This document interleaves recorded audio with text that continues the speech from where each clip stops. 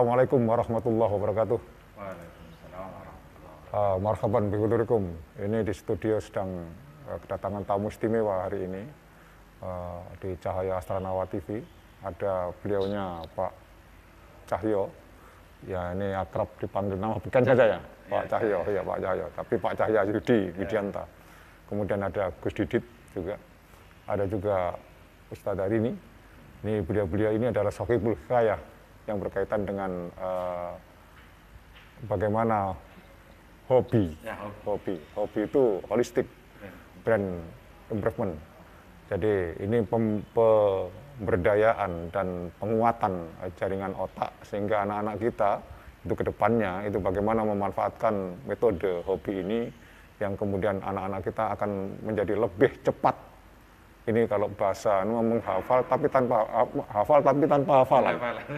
Hafal tapi tanpa hafalan. Padahal selama ini kita mengenalnya hafal itu tanpa hafalan gitu.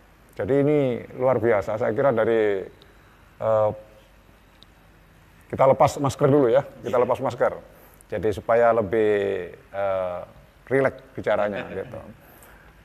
Pak Cahyo, ini banyak orang bertanya karena Anda juga sudah banyak menginformasikan ke pengguna-pengguna media, kemudian mereka juga tahu bagaimana kemudian otak anak-anak kita, terutama dalam waktu umur-umur tertentu, sehingga mereka bisa diberdayakan otaknya, kemudian mereka lebih cepat lagi hafal tanpa menghafal. Siap. Ini luar biasa, ini metode baru, saya kira lihat baru sekali kita dengar dan kita rasakan. Saya tadi sudah ketemu dengan anak-anak juga, bagaimana mereka menjadi kuat ingatannya, imajinasinya mereka kuat. Saya kira ini Pak Cahyo akan bisa cerita dari awalnya seperti apa gitu. Ini boleh saya cerita dari awal ya? Ya. Oke. Jadi ini sebenarnya adalah ilmu yang diberikan almarhum Pak Yaripai dari Joso atau Darul Ulum Jombang. Di situ belajar bagaimana membuktikan laduni, karena dulu kami diajarkan ilmu Yaman Gua itu adalah ilmu laduni. Nah, kami sebagai akademisi itu ingin melihat apakah benar ilmu laduni itu dengan terminologi akademis. Hanya kami mengadakan kajian. Orang dulu mengatakan bahwa laduni itu membaca sesuatu langsung bisa, mereka bisa bercakap-cakap dengan bahasa dengan cepat dan sebagainya. Nah, ini akhirnya kami buktikan dengan beberapa teman dari UGM, dari Fakultas Kedokteran, dari Fakultas Fisika, terus Psikologi, dan terus kami mengundang dari Toronto University. Dia profesor kognitif bernama Profesor John Kennedy. Nah, dialah yang menjadi konsultan atau apa pada saat itu. Nah, itu untuk melihat. Nah, ternyata memang benar ya bahwa otak manusia itu sekarang hanya digunakan 20%, 2%. Sehingga Einstein itu hanya 2%, terus orang yang pintar-pintar 2%, 3%. Karena kemampuan otak kalau dipacu dengan sempurna akan menjadikan luar biasa. Nah, penelitian awal kami itu ingin meningkatkan jenius dengan menggunakan science. Ternyata setelah kami lanjutkan dengan Prof. Ginus itu ternyata Quran itu yang akan ternyata dengan Quran mampu meningkatkan dengan potensi yang sangat cepat. Jadi kalau dulu kami menyimpan science baik itu matematika, fisika, tapi tidak terlihat parameternya terukur. Dengan Al-Quran akhirnya terus terukur. Jadi mereka dengan terukurnya metode ini kepada anak-anak didik itu bisa nanti kenaikannya akhirnya sekian. Karena setiap hari kita melihat tensi, melihat jantung, melihat otak itu. Setiap hari kita uji ternyata dengan menggunakan Quran akan terukur nilai AQ, SQ dan EQ-nya. Artinya anak ini bisa diberdayakan dari otak tanpa menghafal mereka ya. Nah, metode ini tidak boleh menghafal. Tidak boleh menghafal. Jadi tidak boleh menghafal, tetapi menggunakan imajinasi atau gambaran. Mereka mengimajinasikan. Lebih konkretnya bagaimana Pak Cahyo? Ini penasaran deh ini. Jadi kalau hafalan itu muncul dari mulut. Ya, ucapan. Selama ini pada kita membaca Al-Fatihah. Pada saat sholat katanya, Alhamdulillahirabbil alamin arrahmanirrahim. Mereka tidak tahu letaknya di mana, terus tulisannya di mana, tulisannya harusnya otak harus melihat tulisan itu, terus letaknya di mana, sehingga pada saat bacaan Al-Quran, bukan Al-Fatihah, karena Al-Fatihah itu dibaca 17 kali, yang lain itu akan mudah hilang karena mereka tidak tahu letak naruhnya. Nah, Menyimpan filenya itu ya? Menyimpan filenya. Nah, kami itu belajar untuk menyimpan gambar. Jadi sesuai dengan Al-Baqarah itu, kami dasarnya itu, Allah mengajarkan Adam kepada Adam itu nama-nama benda, berarti kan ada gambarnya, ada keterangannya, ada. Nah, itu yang kami ajarkan supaya anak bukan hafalan. Contoh ada beberapa rambut, dahi, terus alis. Ini dengan hafalan susah. Tapi kalau digambarkan itu akan mudah. Itu berarti anak membaca ya? Jadi setelah mereka tahu gambarnya di dalam otak, dia membaca di dalam otak. Nah, setelah mereka saya latih mengubah hafalan menjadi gambaran dengan kata benda, baru tulisan. Nah, tulisan itu kan gambar. Berarti tulisan itu harus bisa disimpan di sini. Betul. Ya. Nah, gambar itu ada tulisan Arab, ada Cina, ada Inggris dan sebagainya. Itu harus mampu dipindah ke otak sama seperti merekam sama dengan memindah kata benda. Jadi jeruk, roti, gambarnya seperti itu, ada keterangannya. Nah, karena tulisan itu adalah gambar harus bisa dipindah. Nah, setelah dipindah, anak harus membaca di otak. Itu ada ada kekuatan sampai kapan anak itu? Orang jenengan pernah melihat itu ya, trauma ya? Itu trauma kan nggak hilang-hilang. Oh, trauma ya betul. Nggak hilang-hilang karena gambar contoh trauma dengan rambutan. Ada rambutan nggak hilang-hilang. Belut nggak. Nah, kami kondisikan bagaimana itu bisa melekat sehingga mudah susah untuk hilang. Karena gambar itu lebih susah hilang daripada tulisan yang hafalan dari mulut itu. Apalagi anak ini dilatih terus gitu ya.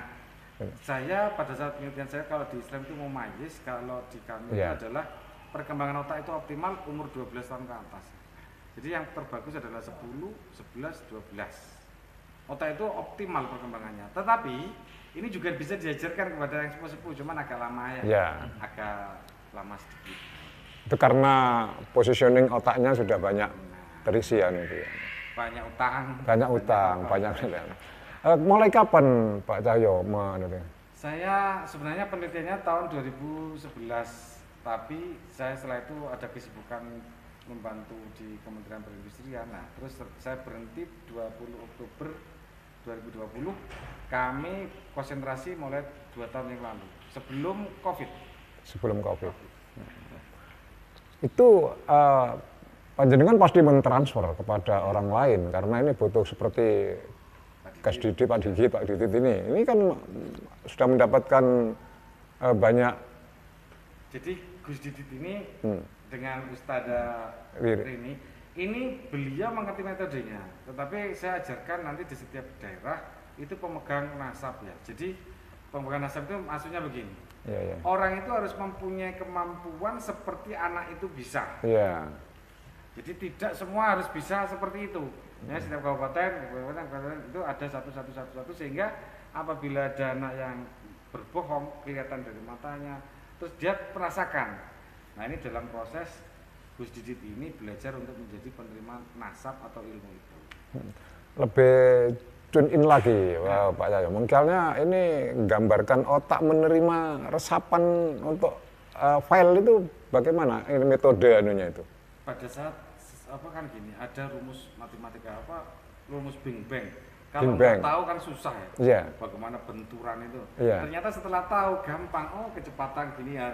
Ilmu ini sebenarnya sederhana, cuman ini perlu satu kontinuitas dan yang terpenting lagi ada di ruang gelap. Jadi gini. Pada saat proses penelitian kami itu adalah dulu karena kita mengilmiahkan laduni, orang dahulu kan pergi ke hutan, mendengarkan burung. Itu hanya sebenarnya adalah fungsi otak mereka dirangsang dengan gelombang burung itu. Betul. Terus kodok gelombang itu, terus bunyi gesekan pohon. Sebenarnya itu fungsinya adalah meningkatkan, mengoptimalkan sel-sel neuron di dalam otak itu. Jadi ada beberapa neuron yang banyak sel-sel itu dengan suara itu dia akan aktif. Suara itu aktif Sehingga orang yang dulu sering ke hutan untuk menenangkan diri, Iya. pulang dari situ bisa pinter gara-gara aktif dari neuron-neuron itu. Nah, kami mempunyai metode, kita masuk di tempat gelap itu, kami melakukan sesuatu intervensi dengan gelombang. Gelombang. Oh. Gelombangnya saya menggunakan kentongan. Itu medianya ya? Media. Saya belum bisa membayangkan bagaimana anak kemudian merekam sebuah gambar yang berangkat dari kentongan, gelombang itu seperti apa nantinya? Setelah mereka dikentongi itu, terus Iya. kami ajarkan mengubah hafalan menjadi gambaran. Mengubah hafalan menjadi gambar. gambaran.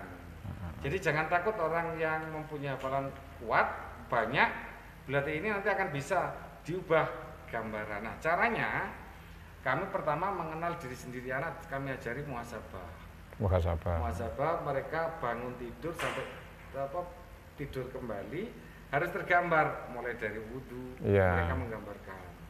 Terus mengambil makan, mereka menggambarkan. Terus pelan-pelan kami ajarkan dalam waktu 3 hari, anak sudah bisa merubah hafalan menjadi gambaran dalam 3 hari. Setelah 3 hari ini baru kita menginstal tentang gambar yang perlu direkam. Oh gitu. Nah, direkam. Oh si A direkam, jadinya ada merekam Al-Fatihah. Mau foto itu direkam, setelah itu dimasukkan di dalam folder.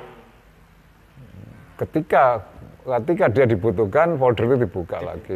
Keluar terbaca. Jadi anak nggak boleh menghafalkan berat. Nah ini enggak, tinggal ditaruh di folder-folder. Pada saat mau membutuhkan, dipanggil folder A, ting, keluar tulisannya. Folder B, keluar tulisannya, baru dibaca. Untuk peserta anak, itu Pak Cahyo butuh anak yang jenius enggak itu jangan. Loh, justru kami butuh orang-orang yang biasa untuk menjadikan anak jenius. Oh gitu. Nah, penelitian kami itu anak harus mencapai potensi Savant syndrome. Savant itu kemampuan menggambar yang luar biasa, kemampuan musik luar biasa, kemampuan yang jenis. Yeah. Nah, ini jadi orang biasa. Dulu kan gini. Savant syndrome, Savant itu adalah jenius, Einstein itu adalah savant. Nah, Savant syndrome itu dimiliki oleh sedikit anak autis. Yeah. Sedikit anak autis itu bisa jadi jenius, orang autis yang jadi jenius itu. Yeah. Dan itu hanya sedikit. Nah, kami protes kepada teman-teman. Apa mungkin orang normal bisa jenius? Ayo kita buktikan. Ternyata orang normal bisa jenius. Tidak harus menjadi autis. Tidak harus jadi autis. Normal itu. Nah, kuncinya apa untuk menjadi jenius? Gambar, imajinasi. Ini kalau bahasanya Pak Jokowi metaverse itu mungkin. Iya, metaverse. Ya. Jadi gambar, imajinasi. Gus Didit mengalami trouble nggak di lapangan hal-hal yang semacam ini? Seperti apa anak-anak yang kira-kira ini anak connect enggak atau tidak connect atau miss gitu dari mana? Kami melanjutkan aja yang disampaikan oleh Pak Cahya, karena mungkin saya sama Bu Rini lebih banyak ke teknis lapangan. Memang kendala terbesar adalah pada saat mengubah dari hafalan ke gambaran. Ini harus pinter-pinternya trainer, pelatih, bagaimana melihat potensi yang ada di anak. Sehingga masing-masing anak dalam satu kelas itu kita harus bisa menaruh anak ini harus dimulai dengan apa, anak ini harus dimulai dengan apa. Ambil contoh, biasanya pada saat anak itu belum bisa membedakan antara menggambarkan sama menghafal, biasanya kalau saya adalah meletakkan beberapa benda. Misalnya ada Al-Quran, ada masker, ada kunci, ada HP, ada laptop, sampai minimal 10. Nah, setelah itu anak suruh lihat secara detail satu persatu itu, baru nanti kita tanya, acak dan sebagainya. Kemampuan imajinasinya. Bisa mengimajinasikan atau sudah bisa memotret dan ditaruh di otak, mengcopy paste, ya baru kita lanjutkan ke metode sesuai kurikulum kami. Terus ada juga mungkin nanti Bu Rini bisa menjelaskan dengan metode yang lain berupa cerita dan lain sebagainya. Tapi memang kalau tadi Pak Cahya sampaikan dengan folder-folder itu sebenarnya mereplikasi dari laptop atau komputer, sehingga pada saat kita punya file banyak, kita punya folder banyak, hanya satu folder akan pusing. Tapi dengan adanya folder-folder yang banyak itu tinggal ditaruh di laci mana kita keluarkan, di laci mana kita keluarkan. Kalau saya ibaratkan kepada adik-adik itu ya pada saat kita belanja di Indomaret, supermarket kan mudah. Di sana. Sama nanti Al-Quran yang sudah tergambar kalau di Hobbyat adalah dengan terjemahnya, maka itu anak-anak akan semangat. Menarik nih. Bu Rini, Wisata, ini gimana? Ini melanjutkan ini. Bagaimana menemukan apa di lapangan itu? Jadi memang kemampuan anak untuk menggambarkan juga berbeda-beda. Jadi mungkin ada satu anak yang setelah diberitahu langsung connect, dia paham. Tapi ada juga anak yang agak blank, bisa untuk menggambarkan, maka kita punya metode seperti tadi bercerita. Bercerita, folder itu kita ceritakan sehingga anak-anak benar-benar melihat apa yang saya omongkan, bendanya gitu. Misalnya sepatu, ya benar-benar anak melihat seperti sepatu seperti apa, detailnya sepatu, warnanya sepatu itu terlihat dengan jelas seperti itu. Jadi nanti semakin kuat anak menggambarkan, pada saat dia memindah Al-Quran ke dalam otaknya juga akan semakin kuat. Saya kira ini menginstal ya, menginstal pertama anak ini paling serius saya kira ini. Iya, jadi trainernya itu juga harus paham ya terhadap karakter anak gitu ya. Itu ada beda-beda kan nggak? Misalnya, oh ini kelasnya ini gitu Pak. Ada, kami pertama uji pertama itu ada uji kecerdasan. Ya? Begitu ya.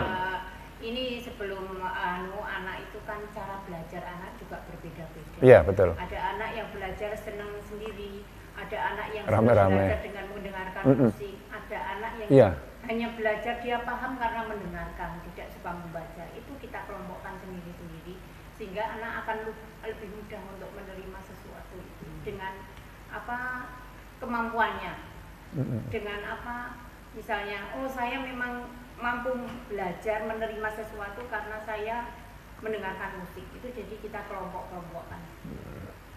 Jadi pada saat awal masuk semua siswa santri itu kita berikan semacam pretest kuesioner. Iya. Itu memang sudah ada rumusnya. Iya, ada rumusnya untuk mengetahui apakah itu auditori atau musik, sosial dan sebagainya. Nah dari situlah kita anak ini harus sendiri.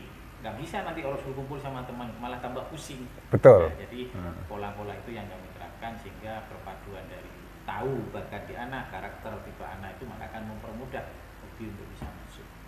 Menarik nih Pak Cahyo. Jadi mereka tidak perlu menghafal, tapi hafal kan gitu toh. Mereka tidak boleh bahkan tidak boleh menghafal. Ya tidak malah boleh. Diharamkan. Cuman bagaimana dia betul-betul di up yang namanya imajinasinya itu. Ya. Konsentrasi ya. Pak Cahyo bisa digambarkan kira-kira anak untuk menjadi sempurna itu butuh waktu berapa lama? 20 hari membuat fondasi, 20 hari berikutnya itu untuk mengisi. Jadi waktu 40 hari anak sudah sempurna dalam konteks sempurna anak kecil ya. Iya. Sempurna anak kecil. Mereka sudah teng-teng ayat sudah bisa acak ayat sudah bisa semuanya acak ayat, terus dia bisa ayatnya saja dibaca, Arabnya saja dibaca itu bisa. Terus dari juz 30 kita mengawal dari juz 30. Selama 40 hari pertemuan itu minimal nanti akan menambah setengah juz 1 ditambah dengan juz 30. Saya kira kalau tentang juz yaitu banyaknya hafaat, banyaknya yang diketahui, gambarkan, misalnya digambarkan zaman sih. Persoalannya adalah bagaimana apakah anak itu bisa berjalan sendiri untuk menginstal dalam folder itu. Itu gimana? Setelah anak kita ajarkan bagaimana gelombang, kita ajarkan bagaimana metode, dia sudah mengerti sendiri. Tinggal kami memasukkan, proses memasukkan kami ajari anak itu. Gini loh cara memasukkan, gini loh cara memasukkan, gini cara memasukkan. Setelah itu mereka panggil sendiri, itu dibaca sendiri. Ini kita ajarkan. Nah, anehnya begini ya. Kalau ini diajarkan dengan menggunakan metode bahasa Inggris pertama, anak kecerdasannya tidak langsung meningkat. Tapi kalau Quran itu langsung meningkat sekali. Apa yang kira-kira rasanya? Itu yang jadi pertanyaan kami. Cuman kami meyakini Al-Qamar 17 bahwa Allah akan memudahkan orang untuk belajar agama atau Quran itu dimudahkan. Jadi bukan hanya Quran, tapi yang lainnya ikut. Tapi kalau belajarnya dari sisi sini, ini susah. Iya. Itu saya meyakini itu. Itu karena itu Pak Cahyo mampir dari Quran dulu, Quran. Bahwa ini bisa dikembangkan pada bidang-bidang lain. Setelah itu mereka langsung bisa berbeda-beda yang ikut. Sehingga kami memulai dengan Quran. Memang tendensiusnya ini karena kami meyakini, kebetulan kami Islam, tapi kami belum mencoba ke kitab-kitab yang lain. Makanya saya Islam ya, saya mulai dari Quran. Dari Quran. Potensinya akan luar biasa. Dan memang menghafal Al-Quran menjadi tren, menjadi semangat tersendiri bagi orang-orang Islam. Saya kira sekarang banyak orang tua juga menghafal Al-Quran dan sebagainya. Tetapi kalau ada metode ini, maka ini tidak perlu menghafal. Nggak boleh.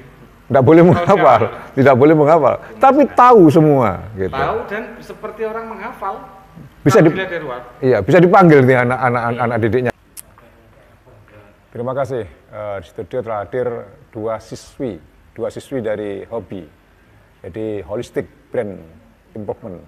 Jadi dua siswi ini sekarang kelas berapa, Dek? Namanya siapa namanya? Mas, adik Zahra, kemudian adik Jasmine. Ya, sekarang kelas berapa, adik Zahra? Kelas 3, adik Jasmine? Kelas 2, SD ya. Mengikuti metode Hobi sudah lama? Sudah lama. Di Madiun atau di mana? Atau di Jombang atau di mana? Di Madiun. Nah, sekarang saya mau Pak Cahyo mungkin Bu Rini juga bisa membantu bagaimana sebenarnya anak-anak ini punya rekaman dalam otak yang kemudian rekaman itu bisa terbaca kembali dan itu bisa menguasai Al-Quran dan sampai pada arti-artinya gitu. Dan nanti akan dijelaskan oleh anak. Ya, jadi gini, anak itu kami latih untuk bisa mengartikan Quran ini sampai ke 30 juz, tapi memang membutuhkan proses, tidak serta-merta. Dalam waktu 20 hari itu anak sudah bisa mengartikan Quran juz 30. Nah, kalau sudah, mereka melanjutkan sampai juz 1, mulai dari Al-Baqarah setelah juz 30. Nah, anak itu harus bisa lolos dari penilaian Hobi, harus bisa mengartikan Quran pertama. Ini salah satu contoh, coba diartikan. Nah, ini Allah. Apa itu? Bisa coba apa itu? Ya. Atau ini apa Anaba aja. Anaba 5 ayat saja. Ya, Anaba.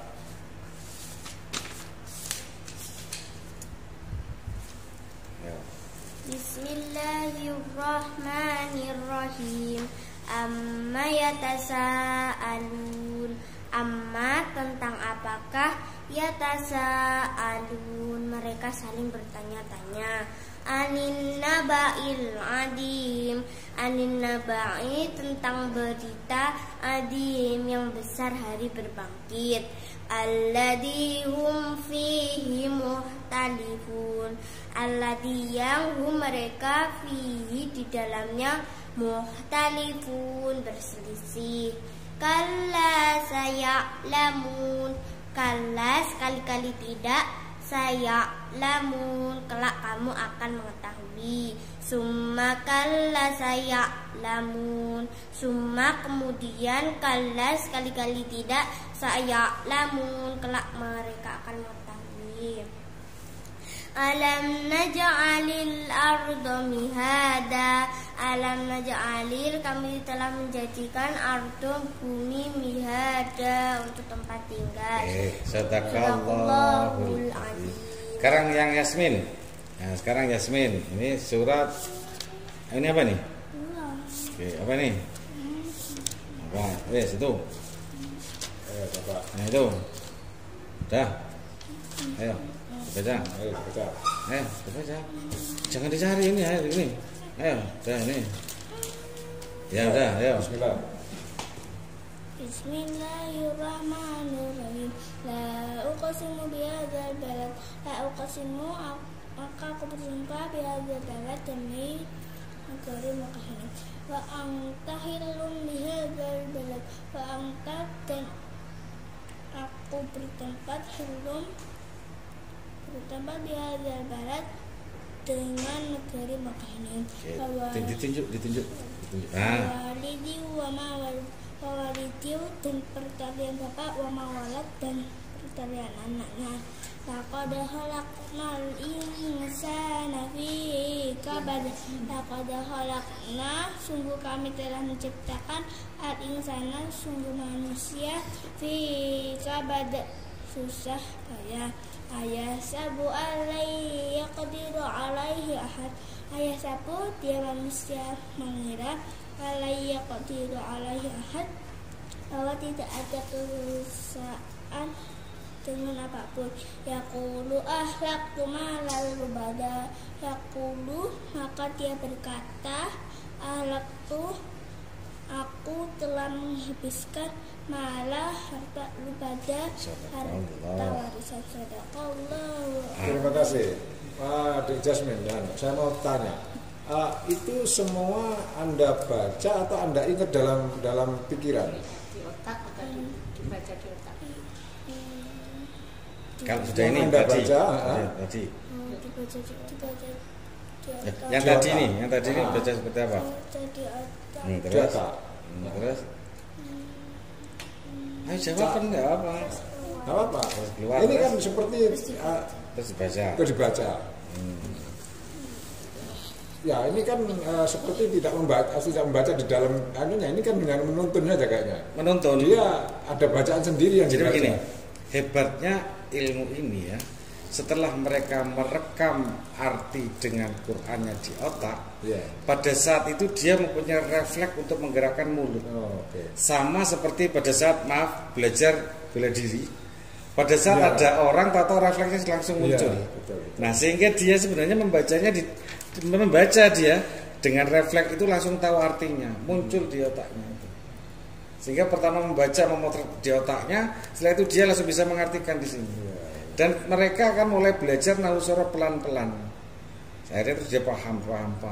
Nah, prosesnya ini menjadi ending bahwa antara mulut yang sudah harus bisa seperti itu. Nah, ini sudah kelas expert lah. Nah, ini caranya, metodenya dari mana, bagaimana pertamanya. Itu menarik itu. Nah, itu monggo dari itu, Bu. Ini jadi dari awalnya anak-anak itu memang untuk pertama tadi belajar untuk menggambarkan benda. Yang kedua ini pertama pakai Al-Quran yang tetap ada arti perkatanya. Iya, anak-anak bisa memfoto ini, disimpan di otaknya, disimpan di dalam folder tadi. Setelah itu pada saat anak ini sudah tersimpan, pada saat dia membaca Al-Quran yang tidak ada artinya, dia sudah paham artinya. Dan pada saat ini ada lagi, ini artinya dari juz 30. Tidak ada Arabnya. Tidak ada Arabnya, sehingga pada saat anak dibacakan artinya, dia sudah kelihatan, dia bisa membaca Arabnya, dia bisa menulis apa karena yang disimpan tadi sudah ada Arabnya dan artinya. Betul, jadi di dalam otak itu sudah ada tulisan mushaf itu tersimpan di dalam otak, bawahnya sudah ada artinya. Jika pada saat dia keluarkan sudah seperti membaca seperti itu. Contohnya seperti apa? Konstruksi kembali. Nah, contohnya ini, jika saya membacakan artinya, anak akan tahu apa surahnya di mana, itu apa bacaannya. Misalnya seperti ini. Coba sejarah. Sesungguhnya manusia benar-benar dalam kerugian. Itu surat apa, ayat keberapa, dan bacaannya seperti apa? Al-Asr ayat kedua. Bismillahirrahmanirrahim. Innal insana lafi khusrin. Coba Jasmine. Ini ada di surat apa, ayat keberapa bunyinya? Maka dirikanlah sholat karena Tuhanmu dan berkurbanlah. Surat Al-Kautsar ayat kedua. Bismillahirrahmanirrahim. Fasholli lirabbika wanhar. Karena sudah kelihatan anak, jadi mereka pun menulis bisa, karena mereka hanya memindah dari apa yang dilihat di otaknya untuk seperti menyontek dalam otak. Nulis pun juga seperti nyontek gitu ya. Seperti gambar gitu ya, dipaskan dengan apa yang ada di otaknya. Jadi masalah kalau simpannya salah, ya tulis ya salah. Iya. Nah, perlu ada itu. Terus kemudian Pak Cahyo, teknik anak-anak untuk memaknai ayat per ayat itu kan juga sesuai dengan yang masuk di gambarnya. Karena di gambarnya seperti itu. Nah ini kalau ternyata ini dimasukkan arti yang salah, dia akan merekam arti yang salah. Makanya kami menggunakan Quran dari MUI semacam itu. Bagus, saya kira ini menarik sekali untuk revolusi pendidikan untuk anak-anak itu. anak-anak kita untuk lebih mengenal bagaimana Al-Quran dan terjemahnya, sekaligus pada Nahusorohnya. Ya, nanti bulan Januari kita akan memberikan buku Nahusoroh untuk belajar anak 10 hari dengan kata-kata tertentu. Kami menggunakan 400 sekian kata yang akan sering keluar untuk bisa diajarkan ke anak-anak. Itu pun tidak perlu berbulan-bulan ya. 10 hari sama. 10 hari sudah menguasai mufradat. Ya.